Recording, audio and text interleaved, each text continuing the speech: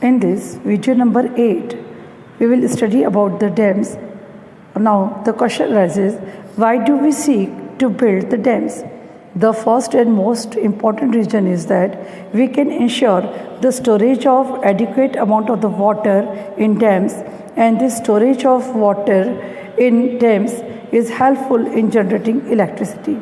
As we had studied about the hydroelectric generator, that water is get stored in a dam up to a particular height, and where this water is get allowed to fall down on the turbine which are situated at the lower side of the dam.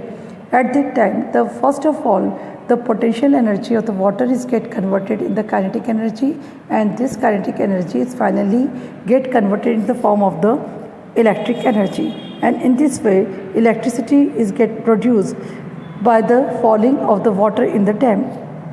Second is the canal systems leading from these dams can transfer large amounts of water over great distances. For example, the Indira Gandhi Canal has brought greenery to considerable areas of Rajasthan. However, mismanagement of the water has largely led to the benefits being current by the few people. There is no equitable distribution of water, thus people close to the source grow water-intensive crops like sugarcane and rice, while people further downstream do not get any water. The woes of these people who have been promised benefits which never arrived are added to the discontentment among the people who have been displaced by the building of the dams and its canal network. Now we will study about the reason for the opposition to the construction of the large dams. We know that this man-made activity is totally altered in our environment, and the main reason behind is that most of the people oppose of the construction of the large dam. We will take the example of the Tehri Dam on the river Ganga. We must have read about the protest by the Narmada Bachao Andolan, Save the Narmada movement, about raising the height of the Sardar Sarovar Dam on the river Narmada. Criticism about large dams address three problems in general. These are, first is the social problem, because they displace large number of the peasants and tribals without adequate compensation or rehabilitation. Second is the economic problem, because they swallow up huge amount of public money without the generation of the proportionate benefits.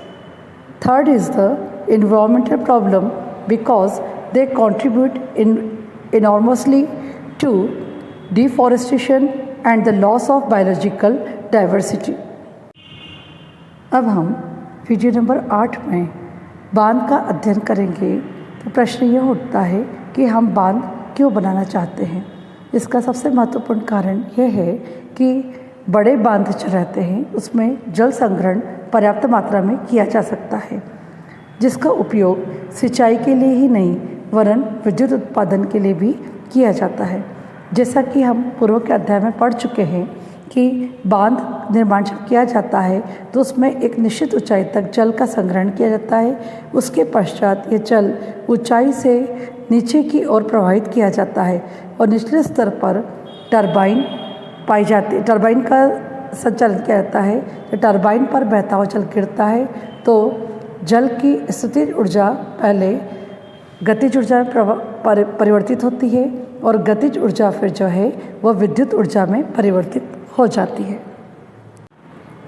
बांध से निकलने वाली नहर जल की बड़ी मात्रा को दूर स्थानों तक ले जाती है।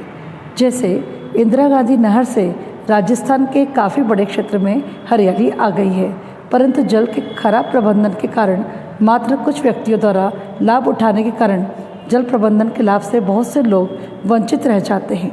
जल के असमान वितरण होने के कारण जल स्रोत के निकट रहने वाले व्यक्ति गन्ना एवं धान जैसी अधिक जल खपत वाली फसल उगा लेते हैं, जबकि दूर के लोगों को जल मिल ही नहीं पाता। उन व्यक्तियों की व्यथा और भी बढ़ जाती है तथा असंतोष फैलता है। जबकि उन व्यक्तियों को जिन्हें बांध एवं नहर बनाते समय विस्थापित किया गया है और उस समय किए गए वायदों को भी पूरा नहीं किया गया है। बांध निर्माण के क्षेत्र में लोगों के विरोध के स्वर काफ़ी तीव्रता से उठते हैं। उस पर सर मुख्यतः है टिहरी बांध, जो कि गंगा नदी पर बनाया गया है। और आपने अपने प्रदेश में नर्मदा बचाओ आंदोलन के बारे में अवश्य सुना होगा, जो कि सरदार सरोवर की ऊंचाई से संबंधित है। इसमें नर्मदा नदी पर बनने वाले बांध को ऊंचाई बढ़ाने का विरोध हो रहा है। बड़े बांध के विरोध में मुख्यतः 3 समस्याओं की चर्चा विशेष रूप से की जाती है। पहली समस्या है सामाजिक समस्या। सामाजिक समस्या है क्योंकि इससे बड़ी संख्या में किसान और आदिवासी विस्थापित होते हैं और उन्हें मुआवजा भी नहीं मिलता है। दूसरा है आर्थिक समस्याएं। इसमें जनता का बहुत अधिक धन लगता है और उस अनुपात में लाभ अपेक्षित नहीं है। तीसरा पॉइंट है पर्यावरणीय समस्याएं, क्योंकि इससे बड़े स्तर पर वनों का विनाश होता है तथा जैव विविधता की क्षति भी होती है।